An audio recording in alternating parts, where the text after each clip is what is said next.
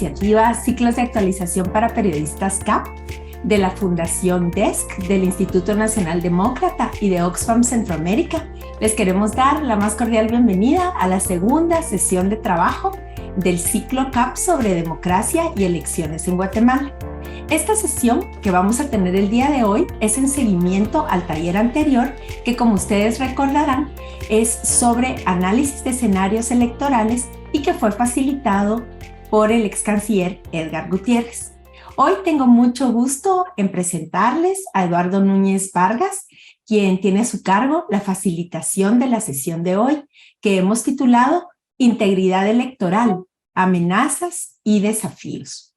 Eduardo es politólogo por la Universidad de Costa Rica, tiene un posgrado en gerencia de proyectos de desarrollo y un doctorando en gestión pública y ciencias empresariales del Instituto Centroamericano de Administración Pública, ICAP. Durante 8 años, Eduardo Núñez ejerció como director de proyectos de asistencia técnica electoral para el Instituto Interamericano de Derechos Humanos y su Centro de Asesoría y Promoción Electoral, que por sus siglas es IIDH-CAPEL.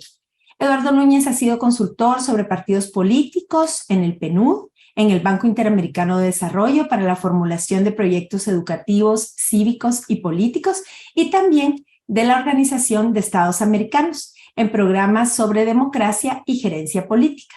Actualmente, Eduardo Núñez se desempeña como director residente del Instituto Nacional Demócrata para Asuntos Internacionales, NDI, con sede en Guatemala, y además es director del programa regional de esa misma organización para Centroamérica.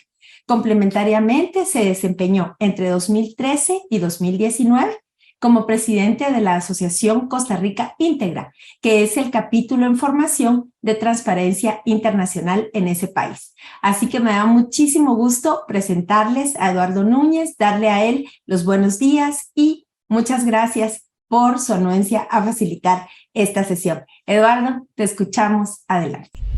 Como bien plantea María Luz, pues la idea es tener una conversación en torno a un concepto, el concepto de integridad electoral, que es como el concepto más comprensivo que en este momento permite valorar las condiciones idóneas o no en las cuales se desarrollan los procesos electorales a nivel global.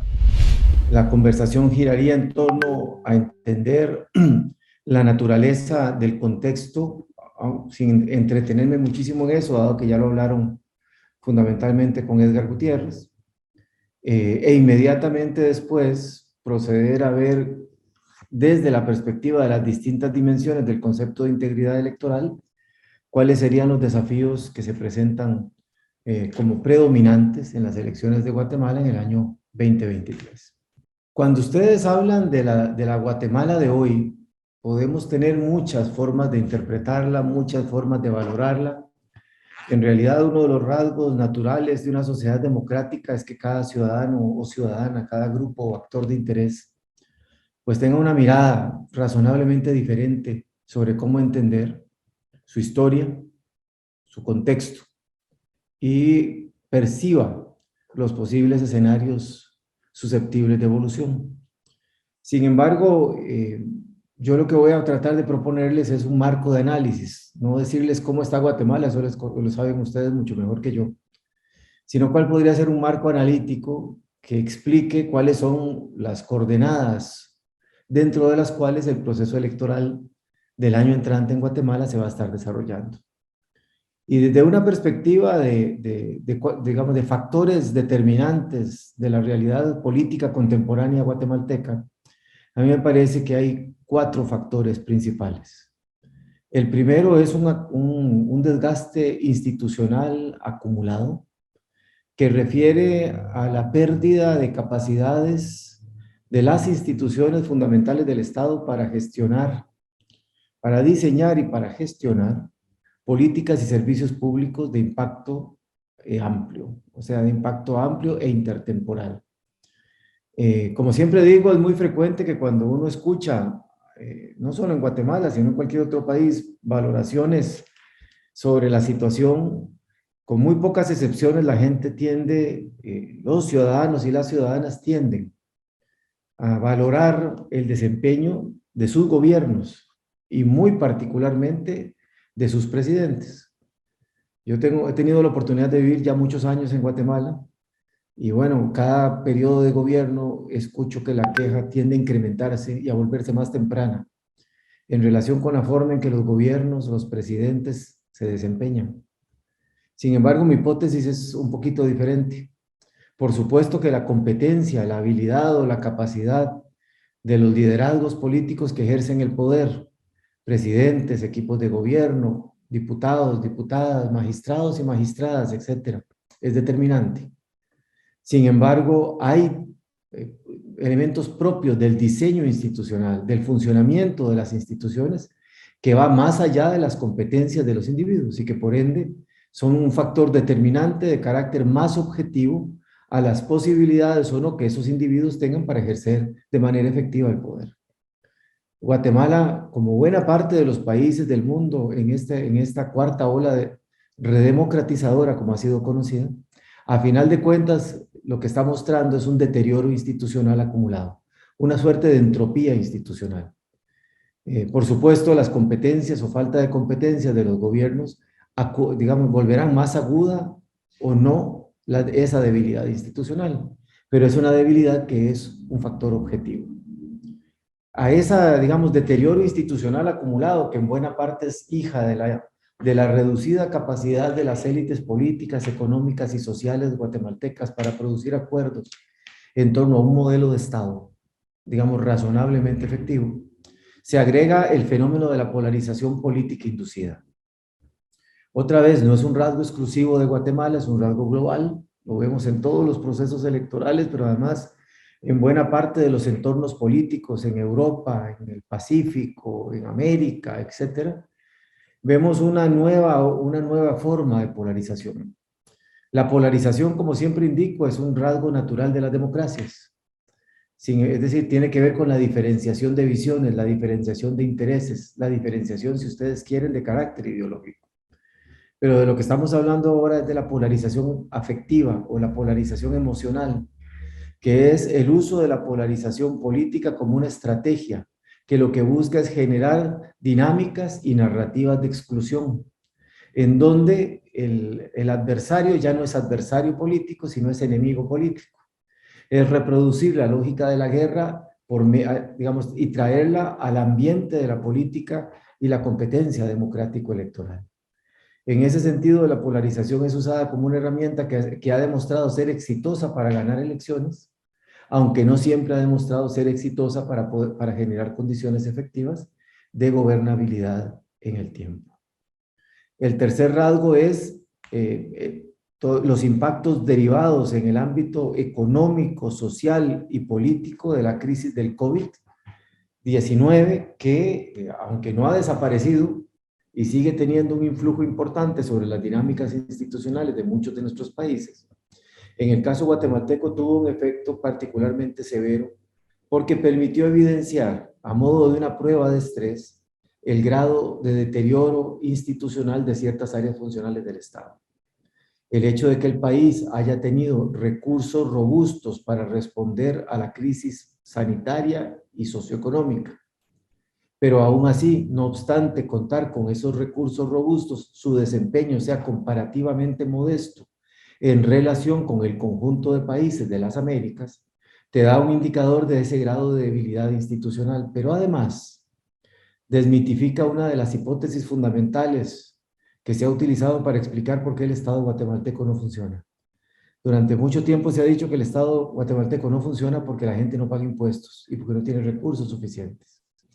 La crisis del COVID generó, digamos, la posibilidad de que el Estado guatemalteco contara con alrededor de 3.000 millones de dólares en fondos extraordinarios, buena parte de ellos cargados a deuda, y aún así, a pesar de esa inyección notable de recursos, hubo todavía un funcionamiento deficitario del aparato institucional del Estado.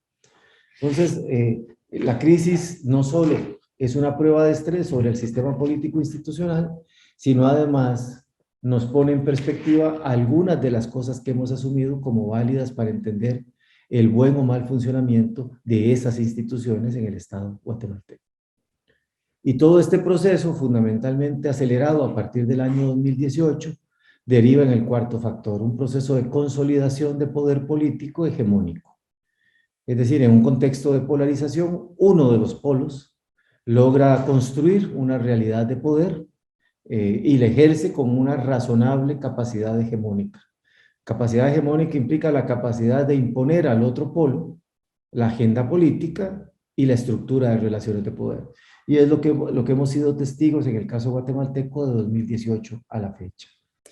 ¿Qué significa eso? Que tenemos entonces un bloque de intereses integrado por dos grandes capas, un acuerdo, una rearticulación de un acuerdo de élites en el país, que luego se ve reflejado en la conformación de un bloque institucional en donde se percibe desde distintos actores de la sociedad y también de la comunidad internacional una suerte de armonización o de alineamiento entre las instituciones que en el fondo implica que se diluyen los sistemas de frenos y contrapesos y la división de poderes que pareciera, no que pareciera, que es esencial al funcionamiento de la democracia.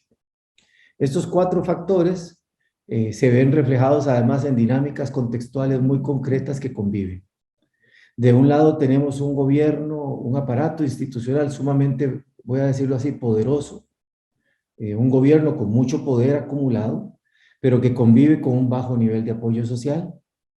Ese bajo nivel de apoyo social, sumado al impacto de la crisis del COVID-19, que recortó o adelgazó la agenda de políticas públicas para concretar la gestión de los impactos sanitarios y socioeconómicos de esa crisis, genera la percepción de que el gobierno, aunque es poderoso, no tiene iniciativa política robusta para poder hacer avanzar una agenda de políticas y servicios con una mirada de largo plazo, lo cual propicia que se adelante la elección, no en términos formales, no es que vamos a tener la elección en una fecha que no es la correcta, sino va a ser en la fecha constitucionalmente establecida, pero de lo que estamos hablando es de que la percepción de que el gobierno ya no tiene iniciativa genera la multiplicación de intereses de futuros y futuras candidatas y candidatos, partidos políticos que ven en la próxima elección la oportunidad de posicionar sus intereses independientemente del polo político en el que se encuentren,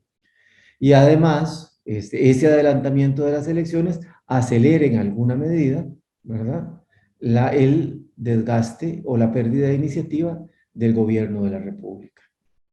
Eso genera que este bloque político hegemónico, que ha demostrado tener una notable elasticidad, en el Congreso ha obtenido votaciones variables, pero en términos generales hablamos de entre 101 y 128 diputados y diputadas que han votado con cierta afinidad en torno a la agenda legislativa de este bloque político hegemónico, empiecen a vivir ciertos grados de diferenciación. Esos grados de diferenciación van a implicar un reajuste parcial de las relaciones de poder entre los actores dentro del bloque, pero no necesariamente la ruptura del bloque hegemónico. Y es un poco lo que estamos empezando a percibir cuando vemos diferenciación conforme se acercan las elecciones entre ciertos candidatos, ciertas candidatas que buscan marcar mayor o menor distancia con el gobierno del señor presidente Alejandro Yamatei. Del otro lado, este gobierno con bajo nivel de apoyo social, bueno, ejerce el poder en un contexto de elevado malestar social. Es un malestar social distinto al del 2015, no se refleja en grandes movilizaciones, no tiene un rostro tan urbano como el que tuvo, digamos, en el pasado.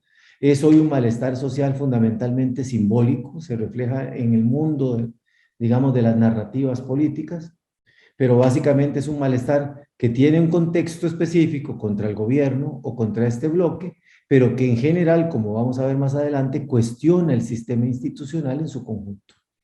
El malestar social es contra el Estado, no solo contra un presidente o contra un conjunto de partidos políticos. Ese estado de malestar social empieza a generar, de alguna manera, nuevos escenarios de articulación política, tanto a partir de la diferenciación bloque hegemónico, como en el otro polo, en el otro extremo del sistema político, en el conjunto de actores que ven la necesidad de cambiar esta estructura de relación de poder que favorece que este bloque pueda ejercer el poder de manera unilateral. Y entonces vemos distintos procesos de diálogo, distintos esfuerzos de alianza, distintos esfuerzos de acercamiento entre partidos y movimientos sociales, segmentos de partido y organizaciones civiles, básicamente en perspectiva de tratar de generar una alternativa de poder político viable frente a este bloque hegemónico.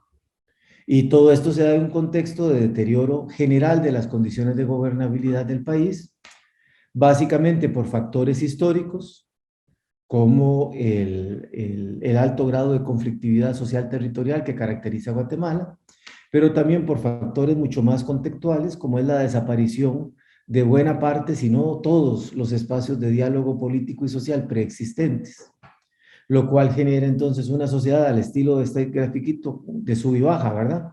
No está así balanceado como aparece en la gráfica, sino que o está de un lado o está del otro, pero no hay un punto de equilibrio. Diríamos que hay un adelgazamiento del centro político, entendiendo el centro político como un espacio plural de confluencia entre personas, actores y movimientos representantes de distintas ideologías y de distintos intereses. Este panorama son las coordenadas en las cuales se va a desarrollar el proceso electoral. El proceso electoral 2023 tenemos que entenderlo también desde una perspectiva de cómo valorar, cuáles serían los criterios a partir de los cuales podemos evaluar la calidad de una elección. Y aquí vamos a encontrar distintas generaciones de preocupaciones de cómo América Latina fundamentalmente ha abordado su demanda de calidad o de mejores elecciones. Para los que ya tienen algunos años, o los que son y las que son buenas lectoras en perspectiva histórica, la primera generación de reformas y de preocupaciones en torno a la calidad de las elecciones giró a una expresión que era muy conocida a nivel global, una expresión que viene del inglés que decía fair and free elections.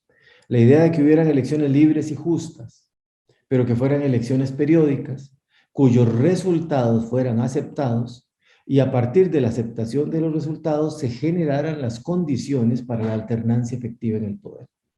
Entonces, básicamente, desde la primera transición política en América Latina y el Caribe que se dio en la República Dominicana en 1978, hasta las transiciones más tardías, como la panameña, que se da después de la invasión de los Estados Unidos a Panamá para deponer al régimen de Noriega, ¿verdad? O cosas por el estilo, lo que vamos a encontrar fundamentalmente es todo un esfuerzo para construir regímenes político-electorales que garantizaran que las elecciones se realizaran cuando se decía que se tenían que realizar, que fueran suficientemente libres para que la gente pudiera votar en ausencia de amenaza, en condiciones de secretividad, que los votos fueran bien contados, o sea, eso significa que sean justas, y que garantizaran alternancia en el poder, por eso tenían que ser periódicas. Esas preocupaciones de elecciones libres, periódicas y justas devienen de que la estrategia de democratización de América Latina busca responder a los miedos del pasado. Se construye sobre la desconfianza en el pasado. ¿Qué significa eso? Que la desconfianza es que en el pasado, durante los regímenes autoritarios en buena parte de los países de América Latina, se hacían elecciones, pero esas elecciones no eran libres, sino que eran condicionadas por los regímenes de facto. No respetaban necesariamente la periodicidad constitucionalmente establecidas y por supuesto no eran justas porque no garantizaban el respeto a la voluntad popular expresada en las urnas. Es decir, habían elecciones, pero normalmente los resultados eran alterados. Había una larga tradición de fraudes electorales en América Latina. Bueno, entonces la primera generación apunta a eso. ¿Cómo generamos capacidades normativas, capacidades institucionales y procedimientos técnico-administrativos y jurisdiccionales suficientemente robustos para garantizar que las elecciones se realizaran dentro de los plazos constitucionalmente establecidos en condiciones razonables para el ejercicio del voto, derechos políticos de los y las ciudadanas, y cuyos resultados fueran efectivamente aceptados, reconocidos y generaran condiciones para la alternancia del poder. Ese debate es un debate de todos los años 80. Y bueno, sigue siéndolo, ¿verdad? Sigue siendo una capa de preocupaciones, una primera capa de preocupaciones en torno a la calidad de las elecciones, sobre las que siempre tenemos que tener un ojo alerta. Con los años, particularmente ya en los años 90, empezamos a entender que la preocupación para garantizar que hiciéramos bien las elecciones, que fueran periódicas y que fueran justas, no era suficiente, porque era muy importante para las sociedades latinoamericanas conocer cómo se hacían las elecciones. Entonces viene todo el debate sobre cómo abrir la caja negra de los procesos electorales al escrutinio público. Y entonces la generación de preocupaciones en torno a la transparencia de los procesos electorales. Y en esa época, ya desde finales de los años 80, en América Latina surgen, digamos, iniciativas robustas de observación ciudadana de elecciones, observación nacional de elecciones, que lo que buscaban era generar sistemas alternos de veeduría que garantizara que las elecciones eran libres, periódicas y justas. Pero entonces hay una generación de reformas que apunta a modificar las condiciones normativas y técnico-administrativas para abrirlas al escrutinio de actores ciudadanos. En ese sentido, América Latina amplía las formas de participación, ya no solo centradas en la participación política convencional a través de partidos o a través de ser un funcionario electoral, sino que introduce la figura fundamentalmente del activismo ciudadano en torno a procesos electorales, o sea, la participación política no partidaria en procesos electorales. Inmediatamente después viene la tercera generación, que es el debate sobre la equidad y la competitividad de los regímenes político-electorales. Ya la preocupación no va a estar centrada en la jornada de las elecciones, aquí, o en abrir al escrutinio el proceso de administración electoral, acá, sino centrada en preocuparnos en los procesos electorales. Pasamos de la jornada electoral a los procesos electorales. Y entonces el proceso electoral se empieza a ocupar de lo que los mexicanos llaman la contienda electoral, o sea, la campaña electoral. Entonces la preocupación evoluciona fundamentalmente hacia hay condiciones de equidad y competitividad que garanticen que los distintos partidos y actores que compiten por el poder lo hagan en condiciones razonablemente objetivas. Entonces tiene que ver con toda la generación de reformas en materia de financiamiento político, acceso a medios de comunicación, el desarrollo de las funciones de control y fiscalización por parte de los tribunales electorales, etc. O sea, aquí estábamos muy centrados en los tribunales y en las jornadas. Aquí nos pasamos a preocuparnos de las campañas electorales y los partidos, sin abandonar la preocupación sobre las condiciones jurisdiccionales y administrativas de las elecciones. Esta preocupación es fundamentalmente de las primeras 2 décadas del presente siglo. Y finalmente entramos, ya desde hace aproximadamente unos 5, 6, 7 años, en un concepto mucho más comprensivo, que es el concepto de integridad electoral, que básicamente suma las 3 generaciones anteriores, o sea, mantiene la preocupación sobre las condiciones jurisdiccionales y administrativas, mantiene la preocupación en torno a la transparencia y cuentadancia de los procesos electorales, mantiene la preocupación y el debate en torno a la equidad y competitividad de los regímenes político-electorales, pero agrega además una mirada en torno a tratar de valorar si existen condiciones exógenas a los regímenes político-electorales o a las elecciones mismas que puedan condicionar la libertad, la justicia, la transparencia, la equidad y la competitividad de esas elecciones. Y entonces empezamos a valorar si existen condiciones de violencia delictiva, presencia extensiva de crimen organizado, fenómenos como polarización, como desinformación, o sea, factores contextuales, crisis sanitarias como las que enfrentó varios países de América Latina a la hora de organizar sus elecciones durante los últimos 3 o 4 años. Este conjunto de generaciones están integradas en el concepto de integridad. Entonces, la integridad electoral va a preocuparse tanto de factores endógenos, o sea, propios o inherentes de los regímenes político-electorales, como de factores exógenos, aquellos derivados del contexto o los procesos históricos de carácter político, económico, social, nacional o internacional que pueden condicionar la forma en que se realizan las elecciones. Entonces, si aterrizamos este concepto, para ir cerrando la exposición, en lo que tiene que ver con la elección del 2023, diríamos que hay 4 grandes desafíos inherentes o endógenos del sistema electoral, o del régimen electoral, y al menos 6 factores exógenos que son claves en términos de desafiar la calidad de las elecciones. En términos del primer desafío endógeno, tiene que ver con la certeza de las normas. Uno de los principios fundamentales de hacer bien las elecciones y por ende de la integridad electoral se resume en una máxima que dice lo siguiente: reglas ciertas, resultados inciertos. La mejor elección posible es aquella que tiene reglas ciertas con resultados inciertos. Es decir, las coordenadas normativas, administrativas y procedimentales en las cuales se realiza la elección son claras, son precisas, le permiten a los actores políticos competir en condiciones razonablemente conocidas en términos de certeza jurídica por el acceso al poder, ¿no? Y ese grado de estabilidad y certeza de las reglas garantiza que la competencia sea suficientemente abierta y creíble para que los resultados no puedan ser predeterminados o no sean predecibles para ninguno de los actores de poder, en contienda o en el contexto de la contienda. La certeza de las normas en el caso guatemalteco está asociada con la calidad de la ley electoral y de partidos políticos y de las leyes conexas.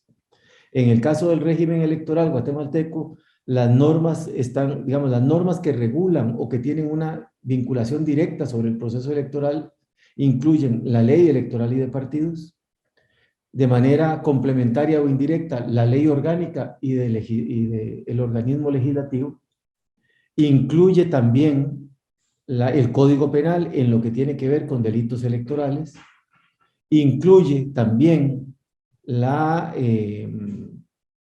leyes que tengan que ver con el desempeño en el uso de los recursos públicos que permiten o no obtener los llamados finiquitos, etc. O sea, es un sistema normativo cuyo cuerpo principal es la ley electoral y de partidos. Y ustedes saben que en torno a la ley electoral y de partidos hay un debate de 2 tipos. Un debate sobre la calidad de la ley, sobre el diseño de la ley, fundamentalmente de la reforma del 2016, que puso énfasis en el tema de transparencia y prevención de riesgos de corrupción y cooptación en las elecciones, y generó a partir de eso un sistema de incentivos y castigos para los partidos políticos y los actores interesados en competir en las elecciones, para tratar de disuadir ciertas prácticas políticas históricas acumuladas, como la campaña adelantada, por ejemplo, o formas de financiamiento político no reportados o en su momento ilícito, dependiendo de la fuente de recursos de que se trate. O sea, hay un debate en torno a la reforma, digamos, a la calidad de la reforma del 2016, porque la reforma del 2016 dejó algunas normas claramente estructuradas, pero otras normas pueden ser objeto de múltiple interpretación jurisdiccional, dado que son normas grises, o son normas duales, o son normas difusas, no sé cuál sería la mejor expresión. Es decir, son normas que no generan claridad, sino que generan confusión, como lo que tiene que ver con el registro de contribuyentes de partidos, si le aplica o no le aplica al contribuyente individual, ¿no? Etcétera. No, sobre eso podemos profundizar. O sea, tenemos una primera dimensión, o un primer desafío en torno a ver cómo las virtudes, pero particularmente las áreas grises de la legislación electoral y de las leyes conexas, pueden ser aclaradas, aunque no resueltas, por vía reglamentaria o por vía de instrucciones o manuales de aplicación claramente establecidos por el Tribunal Supremo Electoral. Y luego tenemos un problema de aplicación. Es en qué medida las disposiciones administrativas del Tribunal Supremo Electoral y sus distintos órganos internos, o las disposiciones jurisdiccionales del mismo tribunal, pero también de las otras instituciones como la Corte Suprema de Justicia, las salas de apelaciones o la Corte de Constitucionalidad en última instancia, generan una interpretación afín o alineada o razonablemente cierta y consistente en torno a las normas establecidas. Es decir, entonces, tenemos un debate en torno al diseño, por eso hubo un intento de reforma electoral que presentó el Tribunal Supremo Electoral, por eso hubo un nuevo intento de reforma electoral derivado de esa propuesta a partir del dictamen que generó la Comisión de Asuntos Electorales durante este año, pero que no avanzó. O más recientemente, por eso es que el CACIF ha impugnado al menos 3 normas de la ley electoral para tratar de propiciar por la vía de derogación de algunas normas cambios en las reglas del juego en el sistema, en el régimen político electoral que va a aplicarse para las elecciones de junio del año entrante. Pero también saben ustedes que hay un debate en torno a cómo se está interpretando la ley y si la interpretación de la ley es suficientemente consistente o está suficientemente estandarizada. Y aquí básicamente desde la perspectiva de la integridad, la integridad se preocupa de la calidad de las normas, pero hoy por hoy, de cara a la elección 2023, es muy poco lo que se puede hacer, pero sí se puede trabajar mucho más en observar el grado de estandarización, el grado de coherencia con que se aplican las normas electorales en los distintos ámbitos que son correspondientes a los órganos administrativos, el Tribunal Supremo Electoral o los órganos jurisdiccionales cortes. Por ejemplo, si se van a aplicar de manera estandarizada los criterios para calificar la campaña adelantada. Por ejemplo, si se van a aplicar de manera estandarizada los criterios para la sanción de partidos políticos por publicidad en periodos no permitidos. Por ejemplo, si se van a aplicar de manera estandarizada los criterios para la inscripción o cancelación de partidos, para la inscripción o no inscripción de candidaturas. A eso se refiere la certeza de las normas. Es la calidad del marco normativo, pero también la consistencia y coherencia con la cual se aplique ese marco normativo en las decisiones administrativas y jurisdiccionales. Un segundo desafío es el desafío de la fragmentación del régimen político partidario. Guatemala tiene desde siempre uno de los sistemas, desde la transición a la democracia, uno de los sistemas políticos más fragmentados de América Latina, comparable básicamente con algunos regímenes políticos de la región andina como Ecuador o como en su momento Perú, o Bolivia también en su momento. ¿A qué me refiero? Ustedes vienen de un sistema la transición a la democracia trajo una novedad, para decirlo de alguna manera. Durante los regímenes políticos autoritarios y los periodos alternos cortos de democracia, Guatemala contó con un sistema de partidos más o menos estable, con 3 grandes partidos políticos históricos, fundamentalmente de mediados del siglo pasado para acá. Hablamos del Movimiento de Liberación Nacional, del Partido Revolucionario y de la Democracia Cristiana.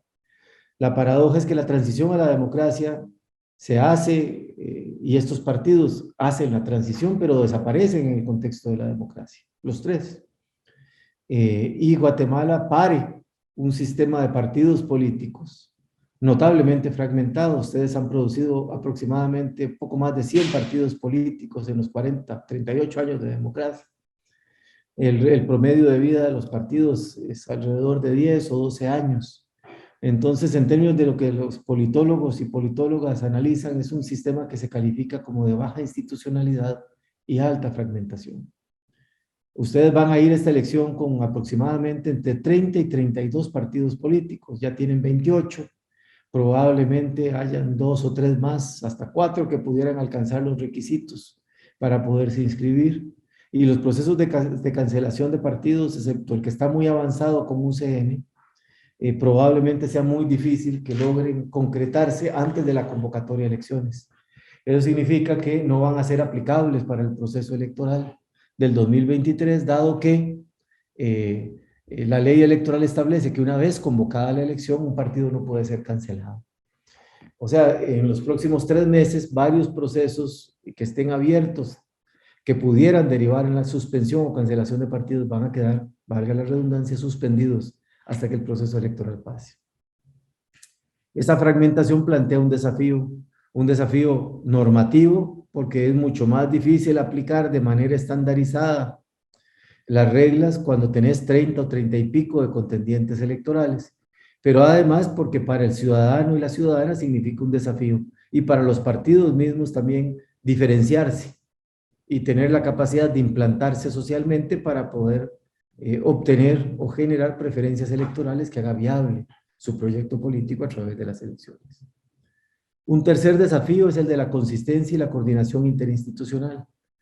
Yo leo con mucho interés y sigo con mucha atención la preocupación instalada en la sociedad es que estoy en El Salvador, en la sociedad guatemalteca en torno a la, digamos, a la fortaleza o no del Tribunal Supremo Electoral para gestionar el actual proceso 2020, digamos, de las elecciones que terminarán en el 2023. Pero en realidad es importante recordar que aunque hay un órgano titular y principal, como es el Tribunal Supremo Electoral, en realidad Guatemala tiene un sistema institucional involucrado en el proceso, en garantizar las elecciones. Ciertamente el tribunal es la institución principal porque tiene tanto la responsabilidad administrativa de organizar las elecciones y contar los votos, como la responsabilidad jurisdiccional de calificar las elecciones, resolver las disputas electorales y adjudicar los escaños o los cargos de representación política.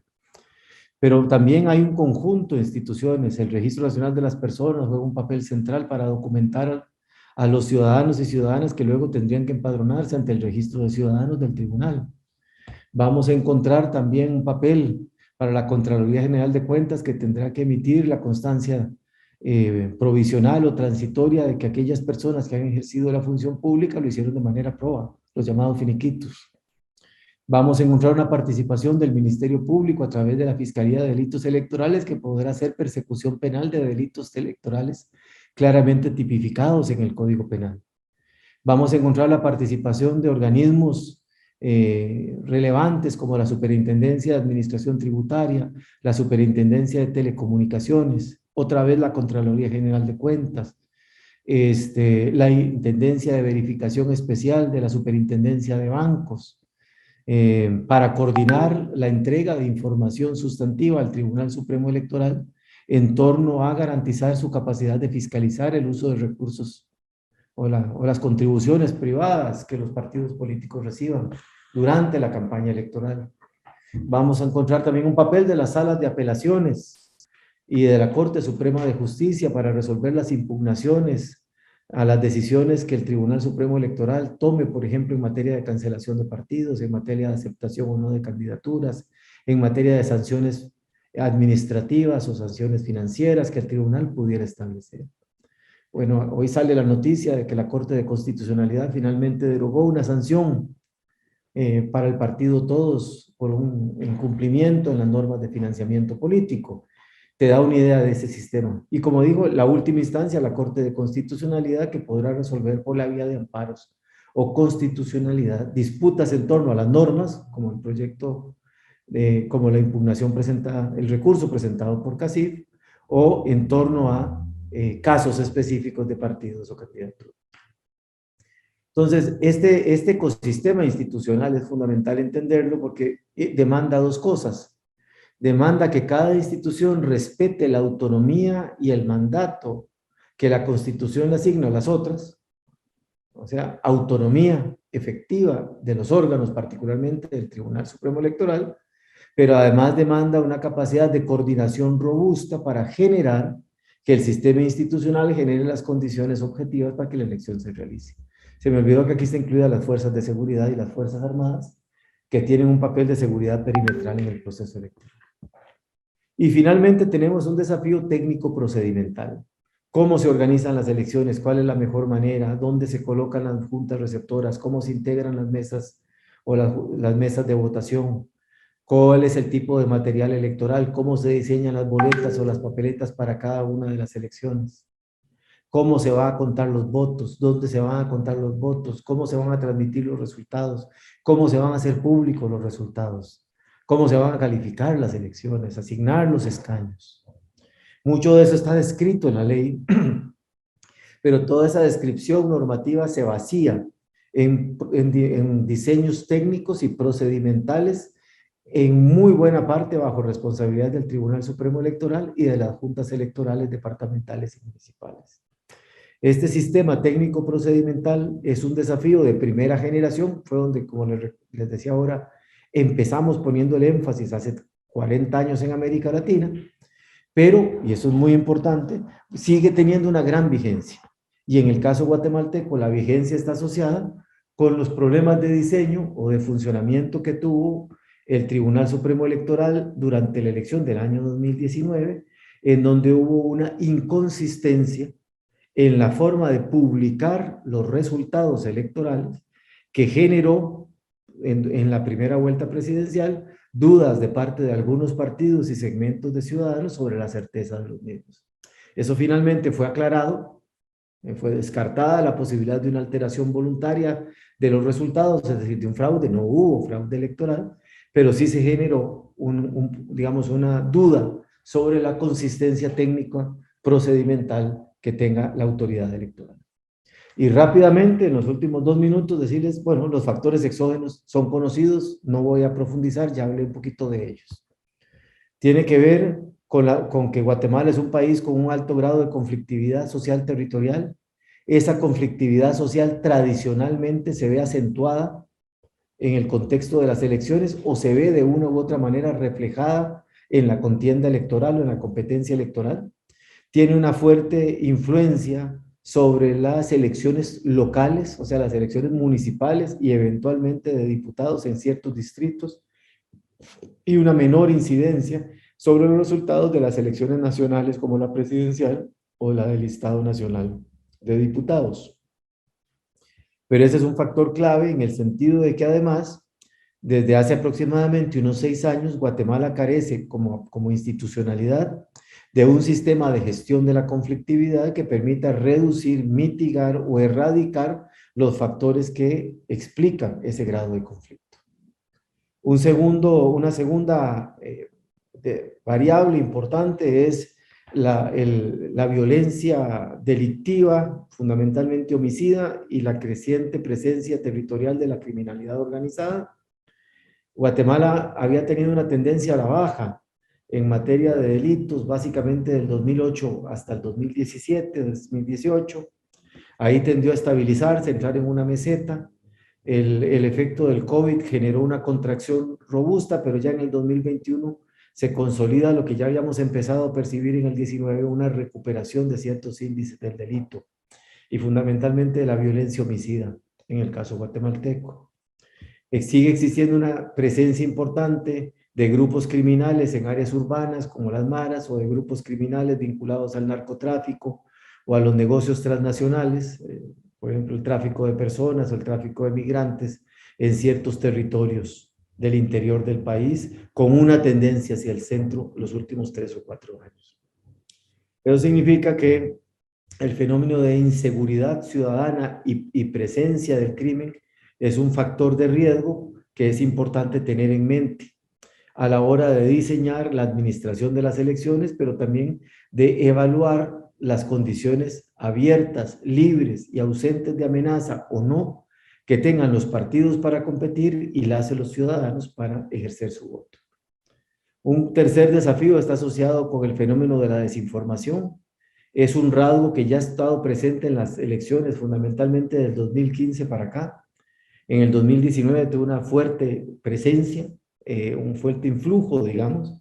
Es un fenómeno que hemos visto en todas las elecciones, en los Estados Unidos, en Brasil, en México, en Dominicana, en Colombia, recientemente en Chile, etcétera, ¿no? Entonces, no es un fenómeno nuevo, pero tiene que ver con el uso de estrategias de desinformación para tratar de forzar cierto tipo de preferencia electoral a favor de determinados candidatos y candidatas, o al revés, generar la alteración o el debilitamiento de las preferencias electorales hacia X o Y candidato. Sin embargo, uno de los rasgos más interesantes de la desinformación en los últimos años es que mucho de la desinformación gira en torno a la confianza en las elecciones y a la confianza en el Tribunal Supremo Electoral o las autoridades electorales. Eso lo que hace es generar bulos, ¿verdad? De que va a haber fraude, de que el fraude ya se está haciendo, que ya se está generando, se instala una narrativa de fraude anticipada que no se basa en ningún tipo de evidencia, pero que lo que busca es generar más o menos la idea de que si gano yo no hay fraude y si pierdo yo sí lo hay. Un poco la tesis que escuchamos del señor presidente Bolsonaro ahora en Brasil. Esa desinformación normalmente adquiere tintes mucho más profundos en contextos polarizados, como el que ya hablamos, de polarización afectiva, de creación de cajas de resonancia o auténticas tribus autorreferenciales, en donde solo nos reforzamos las cosas en las que ya creemos, ¿verdad? Y eso tiene un efecto sustantivo en términos de desconfianza ciudadana. Guatemala llega a estas elecciones con los más bajos niveles de confianza ciudadana en las elecciones y en el Tribunal Supremo Electoral y las instituciones involucradas. Poco más de un cuarto, alrededor de un cuarto de las personas entrevistadas en distintos estudios de opinión confían en las elecciones y confían en el tribunal. Eso es una muy mala noticia. La buena noticia es que a pesar de ese alto grado de desconfianza, 7 de cada 10 ciudadanos entrevistados quieren participar en las elecciones.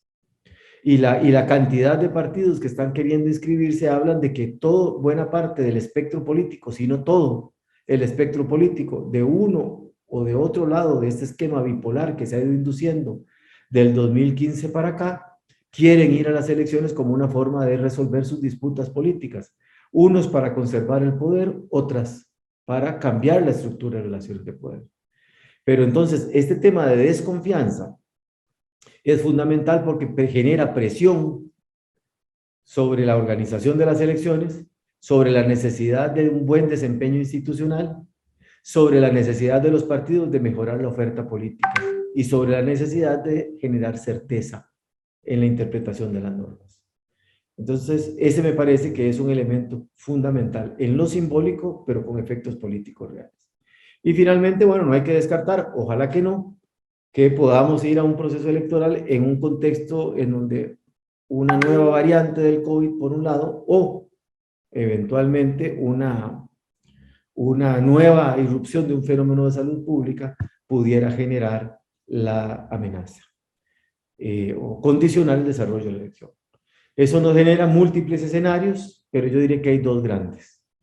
La posibilidad de ir a una elección con baja legitimidad, que lo que hay es generar una crisis electoral a la crisis política que ha venido acumulando el país y que se vería reflejada en potenciales hechos de violencia, en el cuestionamiento, desconocimiento de resultados, en la instalación de un discurso de fraude y en la judicialización extrema de procesos políticos, o la decisión consciente de actores políticos, económicos y sociales de la sociedad guatemalteca de comprometerse por elecciones con razonables grados de integridad, generando estabilidad y claridad en las normas, integridad en el árbitro, dotándolo de independencia política y funcional, razonables grados de competencia y condiciones para que los ciudadanos y ciudadanas puedan hacer una verificación independiente del proceso electoral en su conjunto.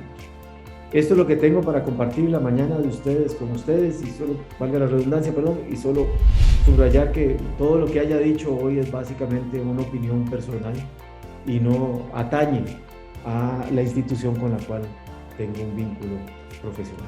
Muchas gracias. Muchísimas gracias entonces por participar con nosotros y por tu excelente exposición y estamos en comunicación. Que tengas buen día.